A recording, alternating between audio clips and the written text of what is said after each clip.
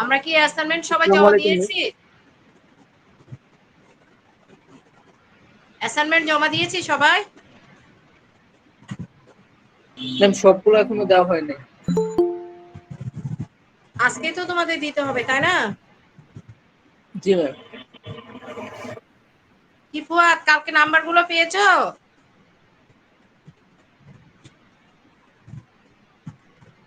ফুয়াদ, ফুয়াদ কালকে নাম্বার পেয়েছো? কথা বলেছো?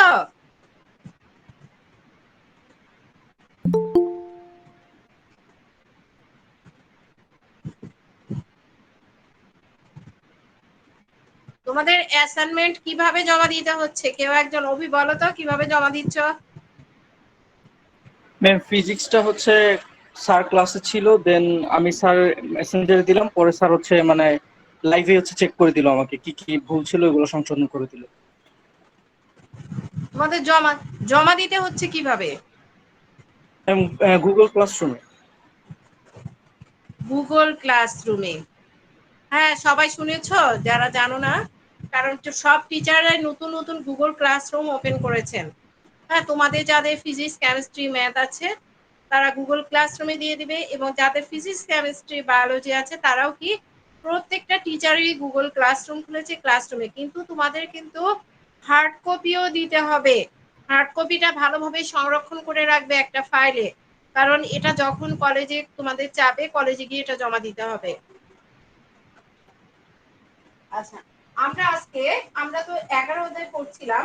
11 অধ্যায়ের সঙ্গে আমাদের যে জিনিসটা আছে সেটা হলো, আমরা 11 অধ্যায় নিয়ে অনেক কিছুই পড়েছি, এবং আমাদের 11 অধ্যায়ের সঙ্গে যেটা আছে সেটা হলো বিবর্তন। বিবর্তনটা আমাদের বেশি একটা ভালো পড়া হয়নি, এই জন্য আজকে আমি একটু বিবর্তনটা নিয়ে আলোচনা করব। আমরা প্রথমে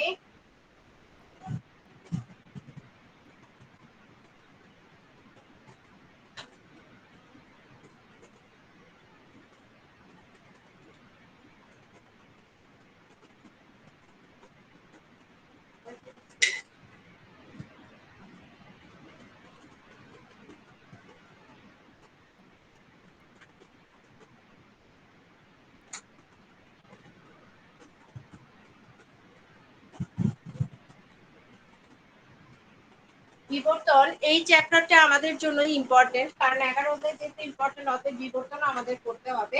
তো আমাদের প্রথমে জানতে হবে বিবর্তন কি।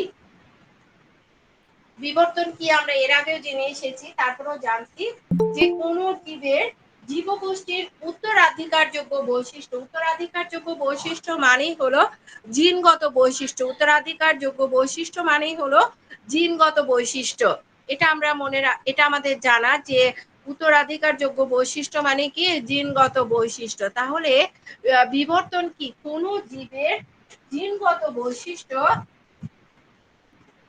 বা হলো উত্তরাধিকারযোগ্য বৈশিষ্ট্য বংশ পরস্পরায় পরিবর্তন, সঞ্চারণ এবং অভিযোজনের যে প্রক্রিয়া সেটাকে বলা হয় বিবর্তন। পরীক্ষায় খুবই আসে বিবর্তন কি, তাহলে কোন জীবের জনগোষ্ঠীর, কোন জীবের, আমি উত্তরটাও লিখে দিচ্ছি কারণ এটা খুব দরকার, কোন জীবের, কোন জীবের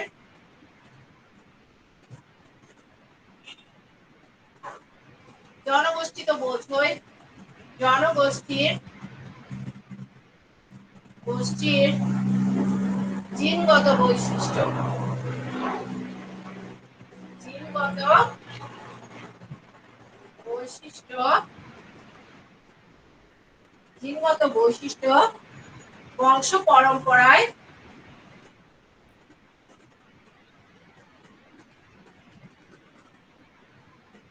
বংশ পরম্পরায়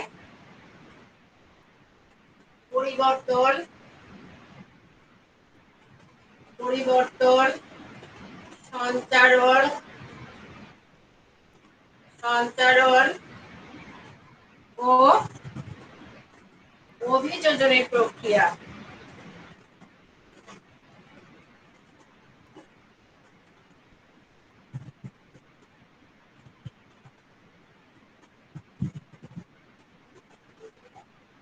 প্রক্রিয়াকে বিবর্তন বলে। তাহলে কোন জীবের জনগোষ্ঠীর জিনগত বৈশিষ্ট্য বংশ পরম্পরায় পরিবর্তন, সঞ্চারণ ও অভিযোজনের প্রক্রিয়াকে কি বলে? বিবর্তন বলে। বোর্ড কি ক্লিয়ার দেখা যাচ্ছে? বোর্ড ক্লিয়ার দেখা যাচ্ছে?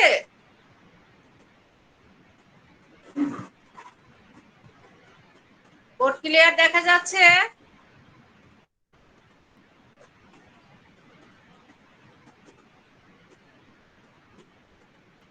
তাহলে আমরা জিনগত আমাদের যে বিবর্তন আমরা দেখলাম কোন জীবের জনগোষ্ঠীর জিনগত বৈশিষ্ট্য বংশ পরম্পরায় পরিবর্তন, সঞ্চারণ এবং অভিযোজনের যে প্রক্রিয়া সেটাকে বলা হয় বিবর্তন। আর এই যে বিবর্তনের জনক হলো এমপিডোক্লিস। এমপিডোক্লিসকে বিবর্তনের জনক বলে অভিহিত করা হয়, এটা মনে রাখতে হবে।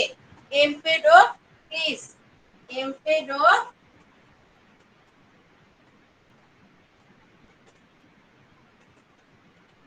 এমপিডোক্লিস বিবর্তনের জনক। তাহলে আমরা এমপেডোক্লিস যে আছে ইনি হচ্ছে বিবর্তনের জনক। তাহলে বিবর্তন কি আমরা জানলাম, বিবর্তনের জনক জানলাম, পরীক্ষায় খুবই আসে বিবর্তন কি, হ্যাঁ। এবং বিবর্তনের জনক এটাও এমসিকিউ প্রশ্ন চলে আসে যে বিবর্তনের জনক কে? এমপেডোক্লিস হলো বিবর্তনের জনক। এরপর আমরা বিবর্তনের যে মতবাদ সমূহ আছে এই মতবাদ নিয়ে আমরা জানবো। বিবর্তনের কি নিয়ে জানবো? মতবাদ নিয়ে জানবো।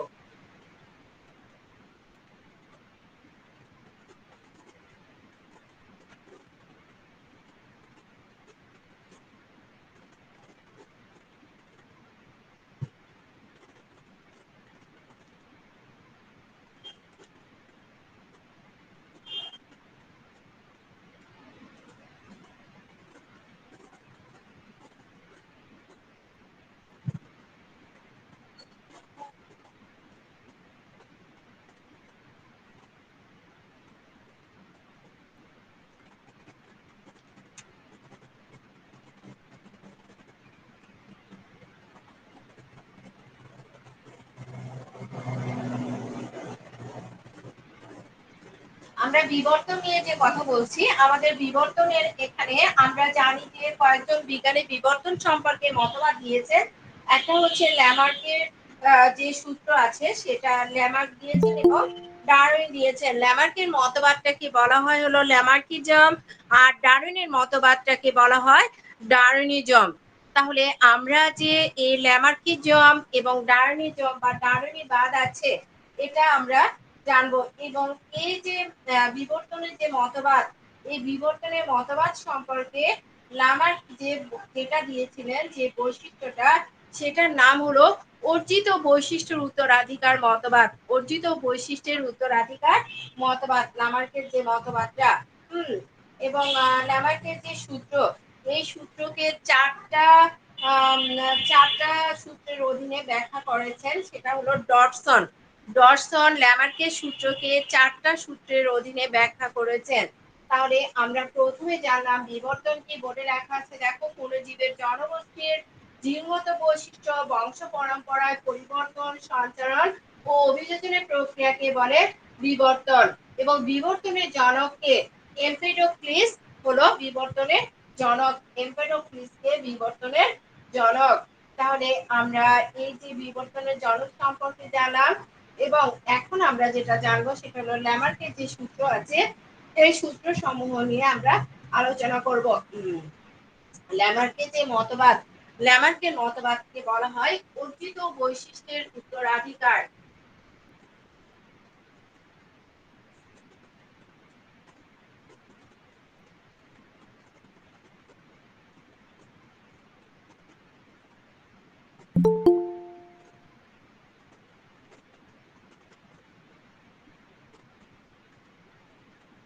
মতবাদকে বলা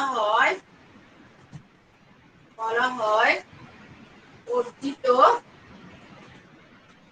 অর্জিত বৈশিষ্ট্যের অর্জিত বৈশিষ্ট্যের উত্তরাধিকার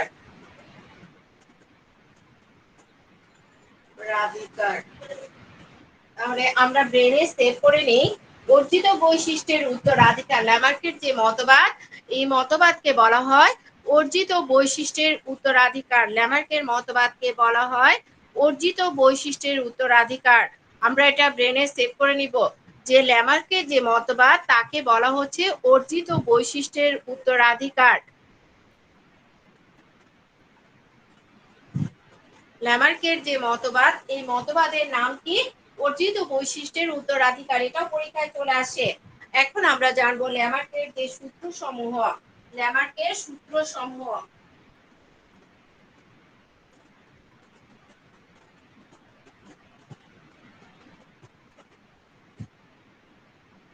সূত্র সমূহ ল্যামার্কের যে সূত্র আছে এই ল্যামার্কের সূত্র সমূহ ডরসন ডরসন এই ল্যামার্কের সূত্রকে চারটা সূত্রের অধীনে ব্যাখ্যা করেছেন ডরসন ল্যামার্কের সূত্রকে চারটি সূত্রের অধীনে ব্যাখ্যা করেছেন সেই চারটি সূত্র কি কি সেই চারটি সূত্র যে চারটি সূত্রের অধীনে যে ডরসন এটাকে ব্যাখ্যা করেছেন এবং এটা বর্ণনার সুবিধার জন্য উনি চারটা সূত্র প্রয়োগ করেছেন সেই সূত্রগুলো হলো এক নাম্বার ল্যামার্কের যে সূত্র এক নাম্বার হলো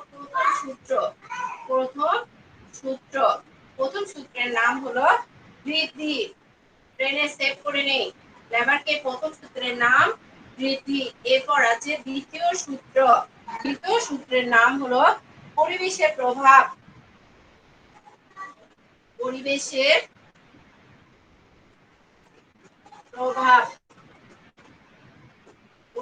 প্রভাব এবং জীবের সক্রিয়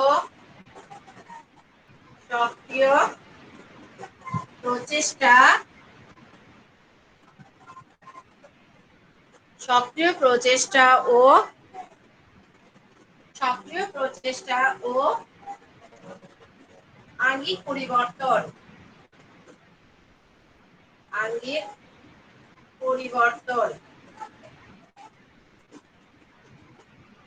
তাহলে আমরা অর্জিত বৈশিষ্ট্যের আমরা ল্যামার্কের যে সূত্র আছে এই ল্যামার্কের সূত্রগুলোকে ডরসন ঠিক করেছেন ল্যামার্কের সূত্রগুলোকে ডরসন চারটা সূত্রের অধীনে ব্যাখ্যা করেছেন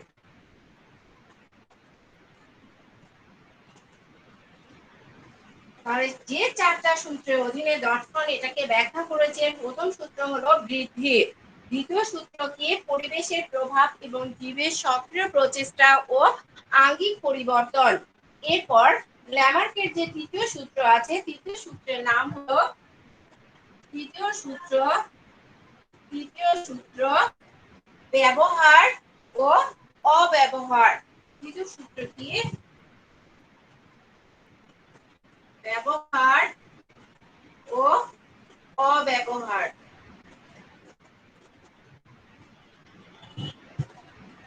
তাহলে আমরা ল্যামার্কের যে সূত্রগুলো আছে চারটা সূত্রের মধ্যে তিনটা সূত্রের নাম জেনে গেলাম আমরা তৃতীয় সূত্রের নাম দেখলাম ব্যবহার ও অব্যবহার এরপর আছে চতুর্থ সূত্র চতুর্থ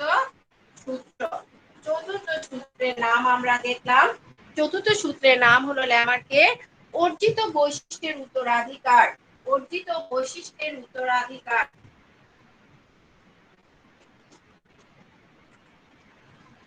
অর্জিত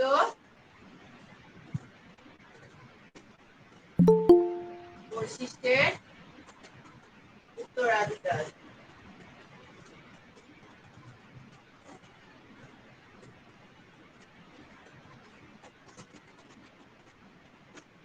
তাহলে আমরা ল্যামার্কের যে মতবাদ আছে এবং ল্যামার্কের যে মতবাদ এই মতবাদকে আমরা জানি যে ল্যামার্কের মতবাদকে বলা হয় অর্জিত বৈশিষ্ট্যের উত্তরাধিকার ল্যামার্কের মতবাদকে কি বলে অর্জিত বৈশিষ্ট্যের উত্তরাধিকার এবং ল্যামার্কের যে সূত্র আছে এই সূত্র সমূহকে বর্ণনা সুবিধার জন্য ডরসন চারটা ভাগে ভাগ করেছেন সেই চারটা ভাগ কি কি, চারটা সূত্রে ভাগ করেছেন বা চারটা ভাগে ভাগ করেছেন। সেই চারটা সূত্র কি কি?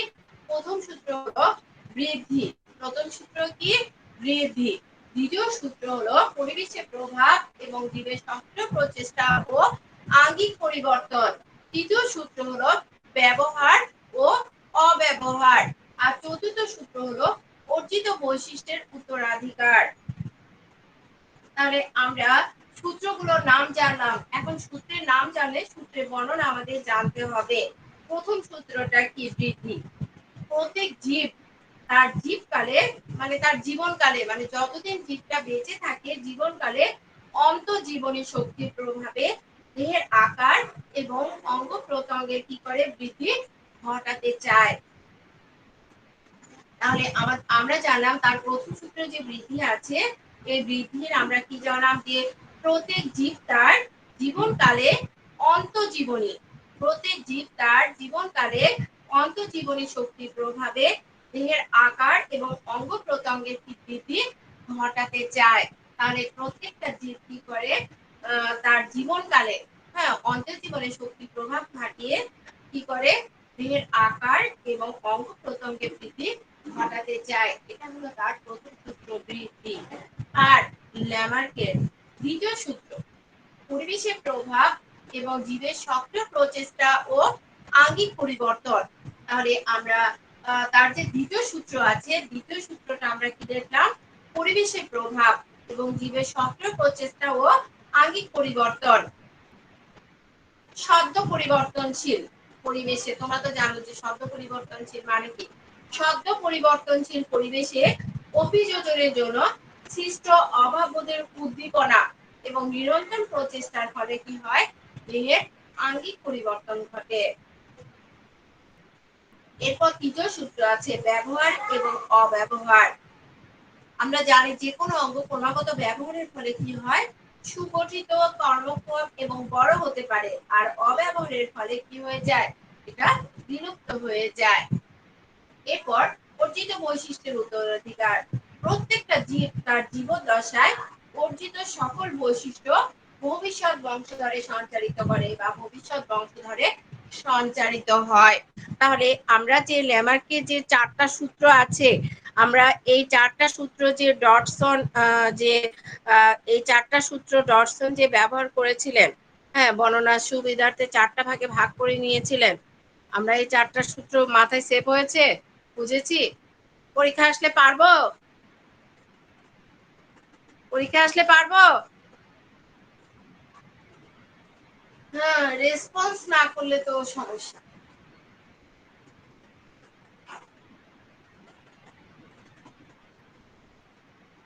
এখন দেখো এখানে ব্যাখ্যা বলেছে, তার যে চারটা সূত্র এখানে ল্যামার্কে লেখা হয়েছে এই প্রত্যেকটা সূত্রের ব্যাখ্যা আছে। বৃদ্ধি, বৃদ্ধির ব্যাখ্যা কি দিয়েছে? আমরা জানি যে প্রত্যেকটা জীব তার যে শক্তি অন্তর্জীবনী যে শক্তির প্রভাবে তার দেহের আকার এবং অঙ্গ প্রত্যঙ্গ বৃদ্ধি করে। শ্রেণীবিন্যাসের যে ধাপগুলো আছে এই ধাপগুলো যদি লক্ষ্য করা যায় তাহলে এই সত্যটা পরিলক্ষিত হয়। যেমন ইডারিয়া থেকে কর্ডাটা পর্যন্ত যে প্রাণী গোষ্ঠী, প্রত্যেক প্রাণীরই দেখা যায় যে তার প্রত্যেকটা ধাপে কি হয়? বৃদ্ধি হয়েছে। এরপর আছে 2 নাম্বার পরিবেশের প্রভাব এবং জীবের সক্রিয় প্রচেষ্টা ও আঙ্গিক পরিবর্তন। পরিবেশ প্রতিনিয়ত পরিবর্তনশীল এটা আমরা জানি, এবং এই পরিবেশে অভিযোজিত হওয়ার জন্য যে অববোধের সৃষ্টি হয় তা পূরণের জন্য ইচ্ছা প্রকাশ করে এবং নিরন্তর প্রচেষ্টার ফলে জীবদেহে কি হয়? নতুন অঙ্গের সৃষ্টি হয়। তা অঙ্গের কি ঘটে? পরিবর্তন ঘটে। তা অঙ্গের পরিবর্তন ঘটে।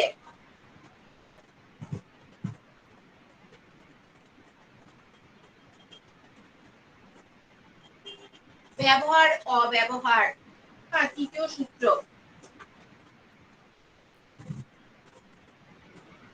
ক্রমাগত একটা অঙ্গ যদি ব্যবহার করা যায়, ব্যবহারের ফলে সে কি হয়? কর্মক্ষম হয়ে ওঠে। আর অব্যবহারের ফলে তারা কি হয়ে যায়? তার কার্যক্ষমতা লুপ্ত হয়ে যায়। যদি আমরা জিরাফের কথা কল্পনা করি, জিরাফের আদি পুরুষের সামনের পা দুটো এখন কি হয়েছে? খাটো ছিল ঘোড়ার মতো। এখনকার যে ঘোড়া আছে ঘোড়ার মতো খাটো ছিল এবং এরা ঘাস বা ছোট ছোট গাছ কি করতে পারতো না, আহার করতো।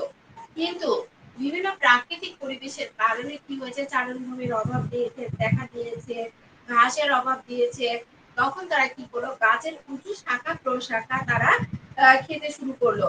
কিন্তু গাছের যে উঁচু ডালপালা তারা খাবে, পাতা খাবে, তখন তো তাদের কি হবে, তাদের গলাটা বাড়াইতে হবে।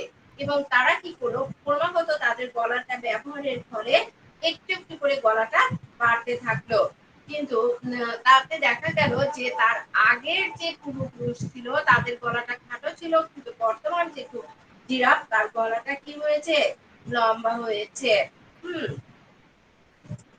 আর অব্যবহারের ফলে আমরা যে উট পাখির কথা, উট পাখিকে আমরা সবাই চিনি এবং আমরা জানি যে উট পাখি কি করতে পারে না, উট পাখি আকাশে উঠতে পারে না, উট পাখি কি করতে পারে না, আকাশে উঠতে পারে না। তাহলে উট পাখি যে আকাশে উঠতে পারে না, কেন পারে না?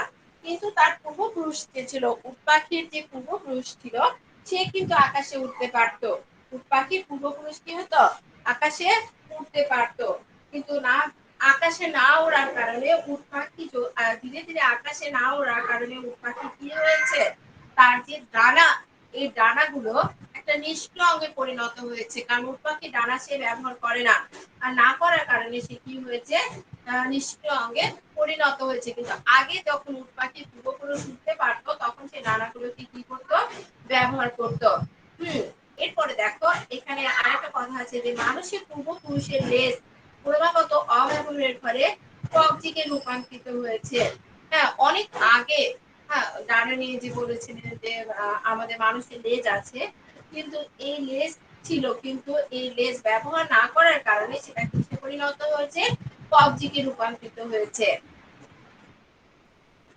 এরপর চতুর্থ সূত্রে কি আছে, অর্জিত বৈশিষ্ট্যের উত্তরাধিকার। প্রত্যেকটা জীব তার জীবন দশায় সকল বৈশিষ্ট্য ভবিষ্যৎ বংশধরে সঞ্চারিত হবে, এটা আমরা জানি। এবং এটা, এই যে ভবিষ্যৎ বংশধরে তারা কি হয়, সঞ্চারিত হয় এবং অনেক সময় নতুন নতুন পরিবর্তিত বৈশিষ্ট্য অর্জিত হয়। ফলে কি হয়, দীর্ঘ সময় ব্যবধানে একটা প্রজাতির সদস্যদের পূর্বপুরুষের সাথে বর্তমান যে সদস্য, এদের মিল থাকে না, ফলে নতুন একটা প্রজাতির উদ্ভব হয়। তাহলে আমরা ল্যামার্ক সম্পর্কে জানলাম, এবং ল্যামার্ক সম্পর্কে যাই পরীক্ষায় আসুক না কেন, আমরা এটুকু জানলে আমরা খুব ভালোভাবে লিখে দিতে পারবো। এখন আমরা জানবো ডারউইনিজম সম্পর্কে। ডারউইনিজম বা প্রাকৃতিক নির্বাচন যে মতবাদ আছে, এটা সম্পর্কে জানবো। হ্যাঁ, এটা সম্পর্কে জানার আগে আমি একটা এখন ল্যামার্ক মুছে ফেলছি, এখন ডারউইনকে নিয়ে আসছি। হ্যাঁ, ডারউইন সম্পর্কে আমরা জানার আগে আমি একটা উদ্দীপক লিখে দেখাচ্ছি তোমাদের।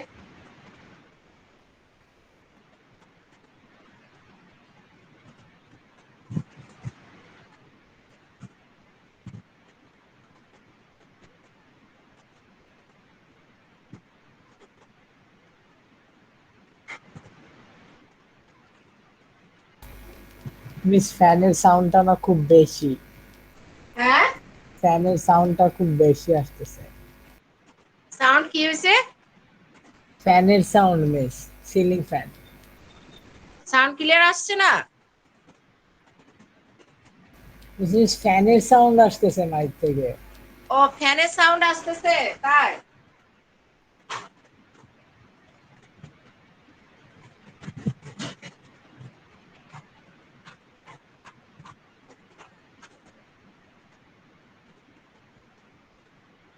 মানে আমরা ল্যামার্ক সম্পর্কে আমাদের যে হলো আমরা যে মতবাদটা, এই ল্যামার্কের মতবাদটাকে আমরা কি করলাম, আমরা এতক্ষণ ল্যামার্ক সম্পর্কে জানলাম, কারণ ল্যামার্ক সম্পর্কে আমাদের বিবর্তনে যাই আসুক না কেন আমরা লিখতে পারবো আশা করি। এখন আমরা ডারউইন সম্পর্কে জানবো। হ্যাঁ, তাহলে আমরা ডারউইন সম্পর্কে জানার আগে আমি বলেছি যে একটা উদ্দীপক লিখে দেখাই তোমাদের।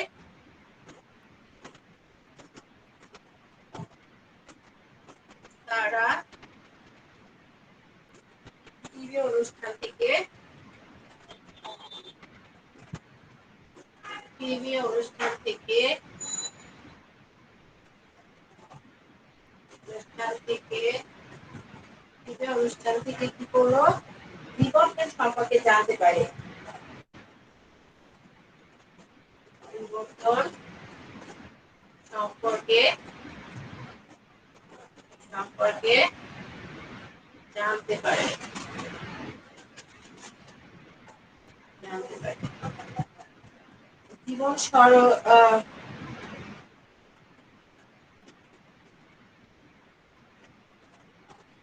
জীবন সরল জীব দিয়ে শুরু হয়েছিল, তবে এখন জীববৈচিত্র্য বেশ বড় আকারে রয়েছে। জীবন সরল জীব থেকে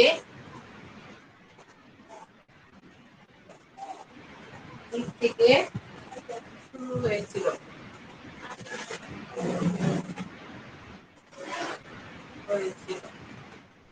তা এখন এখন তবে এখন জীববৈচিত্র্য তবে হবে এটা, তবে এখন জীববৈচিত্র্য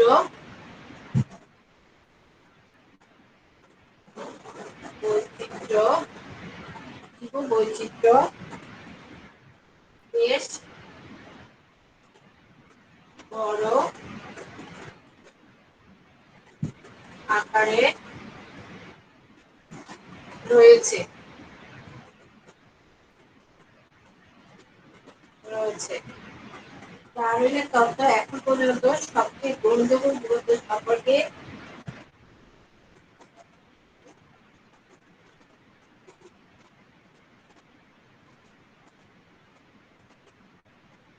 তত্ত্ব এখন পর্যন্ত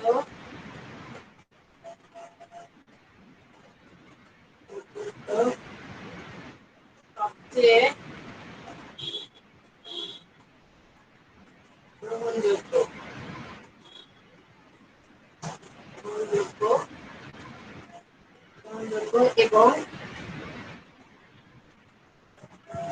বিবর্তন সম্পর্কে সম্পর্কে বিবর্তন সম্পর্কে কিছু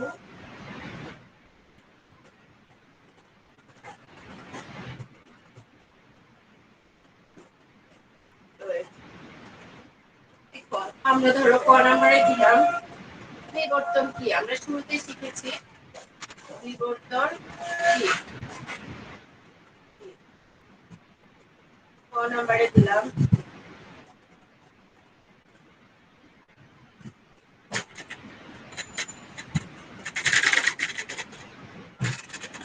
আমরা দিলাম যে হলো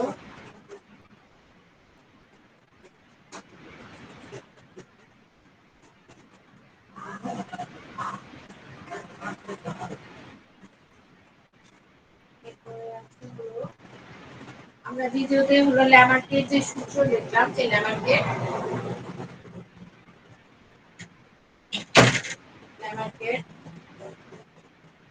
সূত্র সমূহ লিখব একটা। আমরা গ নাম্বারে দিলাম, গ নাম্বারে উদ্দীপকের শেষ লাইনটি ব্যাখ্যা করো।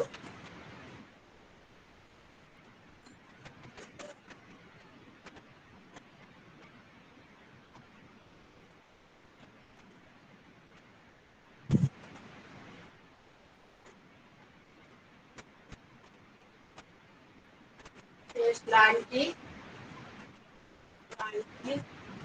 ব্যাখ্যা করো।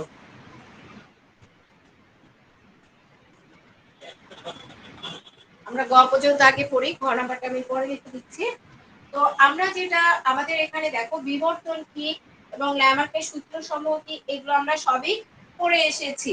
এখন আমরা এখানে বলা হয়েছে যে গ নাম্বারে বলা হচ্ছে উদ্দীপকের শেষ লাইনটি ব্যাখ্যা করো। উদ্দীপকের শেষ লাইনটি আছে ডারউইনের তত্ত্ব এখন পর্যন্ত সবচেয়ে গ্রহণযোগ্য এবং বিবর্তন সম্পর্কেও কিছু প্রমাণ রয়েছে। তাহলে এখানে কার কথা বলা হয়েছে? ডারউইনের তত্ত্বের কথা বলা হয়েছে। তাহলে এখানে উদ্দীপকে যে ডারউইনের তত্ত্ব সবচেয়ে গ্রহণযোগ্য এবং বিবর্তন সম্পর্কে কিছু প্রমাণ রয়েছে, এবং এই ডারউইন যে প্রাকৃতিক নির্বাচন যে মতবাদ দিয়েছে এই মতবাদটার কথাই বলা হয়েছে। আমরা এই মতবাদটা জানলে এই প্রশ্নের অ্যান্সারটা লিখতে পারবো। তাহলে আমরা জানি যে ডার্উইনের যে মতবাদ, ডার্উইনের এই মতবাদকে বলা হয় প্রাকৃতিক নির্বাচন মতবাদ বা ডার্উইনিজম। তাহলে ডার্উইনের মতবাদকে বলা হয়, ডার্উইনের মতবাদের নাম কি? ডার্উইনের ডার্উইনের মতবাদকে বলা হয় কি? প্রাকৃতিক নির্বাচন মতবাদ। প্রাকৃতিক নির্বাচন মতবাদ। তাহলে ডার্উইনের মতবাদকে বলা হয় প্রাকৃতিক নির্বাচন মতবাদ। তাহলে আমরা ডার্উইনের মতবাদ সম্পর্কে জানলাম এবং ডার্উইনের যে মতবাদটা আছে এই মতবাদটা আমরা এখানে উদ্দীপকে দেখেছি যে এটা আসলে এখন পর্যন্ত যে মতবাদ, যতগুলো বিবর্তন সম্পর্কে মতবাদ রয়েছে তার মধ্যে সবচেয়ে গ্রহণযোগ্য মতবাদ। এবং এই যে ডার্উইন যে মতবাদটা দিয়েছেন এই মতবাদকে কি বলা হচ্ছে? এই মতবাদকে বলা হচ্ছে ডার্উইনবাদ বা ডার্উইনিজম। তাহলে এই যে ডার্উইনবাদ আর যে ডার্উইনিজম, আর এই ডার্উইন এবং ওয়ালেস এনারা জৈব বিবর্তন সম্পর্কে যে বক্তব্য রেখেছিলেন তাই পরবর্তীতে কি হয়েছে? ডার্উইনিবাদ নামে পরিচিত। এবং এই মতবাদের ভিত্তি হলো দুইটা। ডার্উইন এই যে আমরা যে প্রাকৃতিক নির্বাচন মতবাদ বললাম এই মতবাদের ভিত্তি হলো দুইটা। প্রাকৃতিক নির্বাচন মতবাদের ভিত্তি কয়টা? প্রাকৃতিক নির্বাচন মতবাদের ভিত্তি হলো দুইটা। কি কি? একটা হলো জীব জগতের কতগুলো বাস্তব ঘটনা পর্যবেক্ষণ ধাপে ধাপে ভাগ করেছে। প্রথমটাতে ওনারা কি করেছেন? জীব জগতের বাস্তব ঘটনাগুলো পর্যবেক্ষণ। তাহলে ডার্উইনের যে মতবাদ আছে এই মতবাদের ভিত্তি কয়টি? তাহলে এই মতবাদের ভিত্তি হলো ডার্উইনের যে প্রাকৃতিক নির্বাচন মতবাদ এর ভিত্তি হলো দুইটি। ভিত্তি কয়টি? ভিত্তি দুইটি। তাহলে এর ভিত্তি যে দুইটি, এক নম্বরে আছে জীব জগতের কতগুলো বাস্তব ঘটনা পর্যবেক্ষণ, আর দুই নম্বরে আছে কি? এই বাস্তব ঘটনাগুলোর ফলাফল প্রকাশ। তাহলে ডারউইনের যে এই যে ভিত্তিগুলো আছে দুটো ভিত্তি, একটা হলো জীব জগতের কতগুলো বাস্তব ঘটনা পর্যবেক্ষণ। তাহলে দুটো ভিত্তির মধ্যে একটা ভিত্তির নাম কি? জীব জগতের কতগুলো, এক নাম্বার হলো জীব জগতের কতগুলো বাস্তব ঘটনা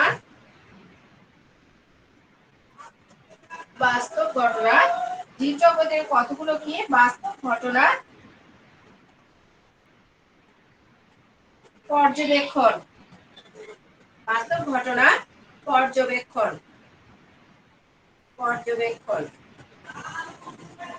আর দুই নাম্বার হলো, এক নম্বরে দেখলাম আমরা জীব জগতের কতগুলো বাস্তব ঘটনা পর্যবেক্ষণ, এটা হলো এক নাম্বার। আর দুই নম্বরে আছে এই বাস্তব ঘটনাগুলোর ফলাফল প্রকাশ। এই বাস্তব ঘটনাবলীর দুই নম্বরে আছে বাস্তব ঘটনাবলীর ফলাফল প্রকাশ।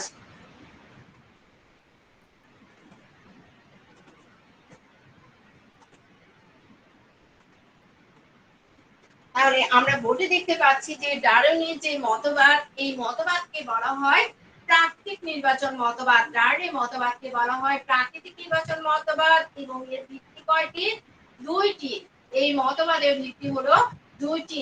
এক নাম্বার হলো জীবজগতের কতগুলো বাস্তব ঘটনা পর্যবেক্ষণ। এক নাম্বার কি? জীবজগতের কতগুলো বাস্তব ঘটনা পর্যবেক্ষণ। দুই নাম্বার হলো বাস্তব ঘটনাবলীর ফলাফল প্রকাশ। বাস্তব ঘটনাবলীর কি? ফলাফল প্রকাশ।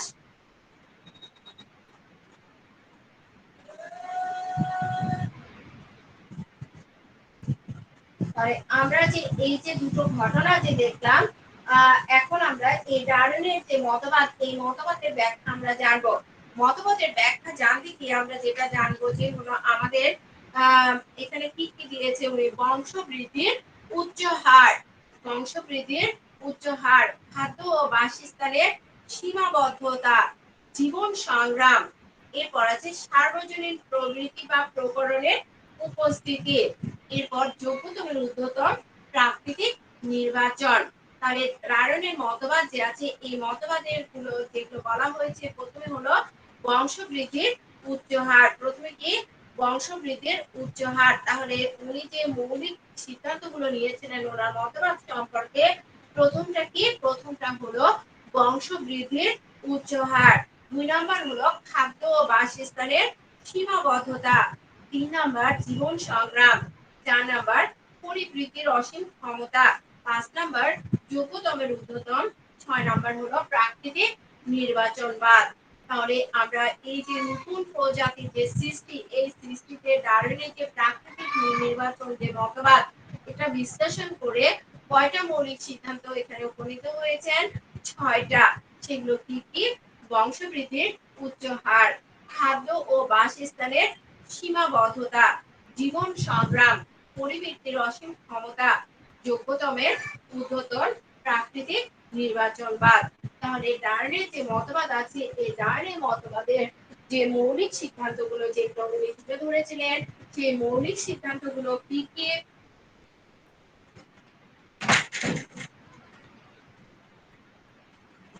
সেই মৌলিক সিদ্ধান্তগুলো হলো 1 নাম্বার বংশবৃদ্ধির উচ্চ হার, বংশবৃদ্ধির উচ্চ হার। 2 নম্বরে আছে হলো খাদ্য ও বাসস্থানের সীমাবদ্ধতা, খাদ্য ও বাসস্থানের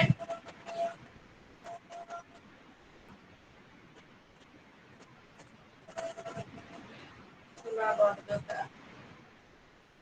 3 নাম্বার আছে হলো পরিবৃত্তির অসীম জীবন সংগ্রাম,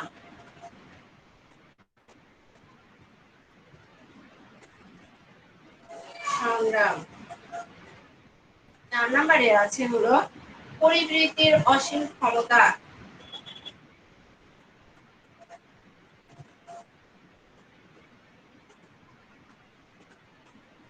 অসীম ক্ষমতা। 5 নম্বরে আছে যোগ্যতমের ঊর্ধ্বতন, যোগ্যতমের ঊর্ধ্বতন,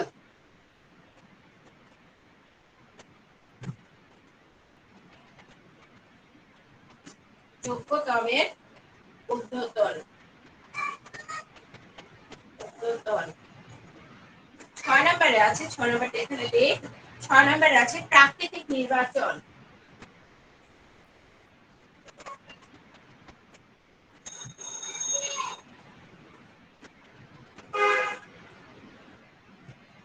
তাহলে আমাদের যে আমরা যে 6টা আমাদের ডারউইনের যে মৌলিক সিদ্ধান্তগুলো উপনীত হয়েছিলেন 6টা, সেই মৌলিক সিদ্ধান্ত কি? বংশবৃদ্ধির উচ্চ হার, খাদ্য ও বাসস্থানের সীমাবদ্ধতা, এরপর আছে জীবন সংগ্রাম, পরিবৃত্তির অসীম ক্ষমতা, যোগ্যতমের ঊর্ধ্বতন। এখন দেখো এখানে যে গ নাম্বারে বলা আছে যে ডার্নের তত্ত্ব এখন পর্যন্ত সবচেয়ে গ্রহণযোগ্য এবং বিবর্তন সম্পর্কে কিছু প্রমাণ রয়েছে। আমরা যে এই 6টা যে মৌলিক সিদ্ধান্ত যে তুলে ধরলাম, এই 6টার বর্ণনা লিখলে এই আমরা প্রশ্নের উত্তরটা পেয়ে যাব। এখানে দেখো যে বংশবৃদ্ধির উচ্চ হার, আমরা এটা বর্ণনা কিভাবে উনি দিয়েছেন? প্রাণী এবং উদ্ভিদ নির্বিশেষে জ্যামিতিক হারে বংশবৃদ্ধির প্রবণতা দেখা দেয়। প্রাণী এবং উদ্ভিদের উভয়ের ক্ষেত্রে কি জ্যামিতিক হারে বংশবৃদ্ধির প্রবণতা দেখা দেয়। ফলে কি হয়? বাঁচার সম্ভাবনা সম্পন্ন জীবের সংখ্যার চেয়ে জন্ম নেওয়ার সংখ্যা দাঁড়ায় বহুগুণ বেশি। বাঁচার চেয়ে জন্ম নেওয়ার যে সংখ্যা, এটা বহুগুণ বেশি। যেমন স্যামন মাছ, স্যামন মাছ একটা ঋতুতে প্রায় 2,80,00,000 ডিম পাড়ে। আর এই যে সমস্ত সদস্য যদি এই ডিমগুলো যদি পূর্ণাঙ্গ প্রাণীতে পরিণত হয়, এই পূর্ণাঙ্গ আমরা যে 2,80,00,000 স্যামন মাছ ডিম, এই 2,80,00,000 ডিম যদি একটা পূর্ণাঙ্গ মাছে পরিণত হয় এবং তারা যদি আবার ডিম পাড়ে, তবে তখন দেখা যাবে যে পৃথিবীতে যত জলভাগ আছে সেটা কয়েক বছরের মধ্যে শুধু স্যামন মাছ দিয়ে পূর্ণ হয়ে যাবে, আর কোনো মাছ সেখানে জায়গা পাবে না। এরপর আছে খাদ্য ও বাসস্থানের সীমাবদ্ধতা। প্রাকৃতিক খাদ্যের উৎপাদন হার এবং ভূপৃষ্ঠের আয়তনকে সীমিত। এই অবস্থায় জীবের কি হয়, জ্যামিতিক হারে যে বংশবৃদ্ধির ফলে তারা কি করে, পর্যাপ্ত আহার এবং যোগ্য বাসস্থানের জন্য তারা কি করে, নিজেদের মধ্যে প্রতিযোগিতা শুরু করে এবং তখন তারা কি হয়, বিভিন্ন প্রাকৃতিক বাধার সম্মুখীন হয়। এরপর আছে জীবন সংগ্রাম। ডারউইনের মতে প্রাকৃতিক বাধা কার্যকর হয়ে জীবন সংগ্রামের মাধ্যমে, প্রাকৃতিক বাধা কার্যকর হয় কার মাধ্যমে, জীবন সংগ্রামের মাধ্যমে। একদিকে ক্রমাগত বংশবৃদ্ধি, অন্যদিকে পরিমিত খাদ্য এবং বাসস্থানের যোগান জীবনকে কি করে, তাদের প্রবল প্রতিযোগিতার মুখে ঠেলে দেয়। তারা খুবই প্রতিযোগিতা করে এবং বেঁচে থাকার জন্য তারা কি করে, উপযুক্ত জীব বাছাই হয়ে যায়। এটাই হলো জীবন সংগ্রাম। আর এই জীবন সংগ্রাম বা অস্তিত্বের জন্য যে সংগ্রাম, এটা তিন ভাবে সংগঠিত হয়ে থাকে। একটা হলো অন্তঃপ্রজাতির সংগ্রাম, একটা আন্তঃপ্রজাতির সংগ্রাম, আর একটা হলো পরিবেশের সংগ্রাম। তাহলে এই জীবন সংগ্রামটা কয়টা উপায়ে হয়ে থাকে, তিনটা উপায়ে সংগঠিত হয়ে থাকে। একটা অন্তঃপ্রজাতির সংগ্রাম, আন্তঃপ্রজাতির সংগ্রাম, আর একটা হলো পরিবেশগত সংগ্রাম। 4 নম্বরে কি আছে, পরিবৃত্তির অসীম ক্ষমতা। পরিবৃত্তির অসীম ক্ষমতা। এই যে বৈচিত্র্যময় যে পৃথিবী আছে, এই পৃথিবীতে আমরা কখনো দুটো জীব একই রকম দেখিনি হুবহু। এমনকি একটা পিতামাতার সন্তানের মধ্যে যদি মিল থাকে, থাকলেও তারা কখনো একই রকম নয়। যেমন টুইন বেবি, আমরা বলি যে একই রকম, কিন্তু আসলে তাদের কিছুটা ভিন্নতা অবশ্যই রয়েছে। আর এই পার্থক্যগুলো হলো পরিবৃত্তি বা প্রকরণ নামে পরিচিত। ডারউইন মনে করতেন জীবন সংগ্রামের ফলে জীবদেহের যে পরিবৃত্তি ঘটে তা বংশগতির মাধ্যমে স্থানান্তরিত হয় এবং এই পরিবৃত্তিটাকে ডারউইন দুটো ভাগে ভাগ করেছেন। একটা ধারাবাহিক পরিবৃত্তি আর একটা হলো অধারাবাহিক পরিবৃত্তি। ধারাবাহিক পরিবৃত্তিতে কি হয়, এখানে পূর্ণতা প্রাপ্ত হয় এবং নতুন প্রজাতির সৃষ্টির লক্ষ্যে এগিয়ে যায়। হ্যাঁ, আর অধারাবাহিক পরিবৃত্তি কি হয়, আকস্মিক, অনিয়মিত এবং অধিকাংশ ক্ষেত্রে ক্ষতিকর। কাজে প্রজাতি সৃষ্টির ব্যাপারে পরিবৃত্তির তেমন কোনো উল্লেখযোগ্য ভূমিকা নেই। এরপর আছে যোগ্যতমের ঊর্ধ্বতন। এখানে যোগ্যতমের ঊর্ধ্বতন যেটা বলা হয়, জীবন সংগ্রামে যে জীব যোগ্য এবং অনুরূপ প্রকরণ গ্রহণ করতে সমর্থ হয়, সেই প্রতিদ্বন্দ্বী জীবন সংগ্রামে টিকে থাকবে। আর যে অযোগ্য, সে নিশ্চিহ্ন হয়ে যাবে। হ্যাঁ, আর প্রাকৃতিক নির্বাচনের মধ্যে হলো যে সমস্ত জীবের মধ্যে অনুকূল প্রবৃত্তি আছে, প্রকৃতি তাদের নির্বাচন ও লালন করে।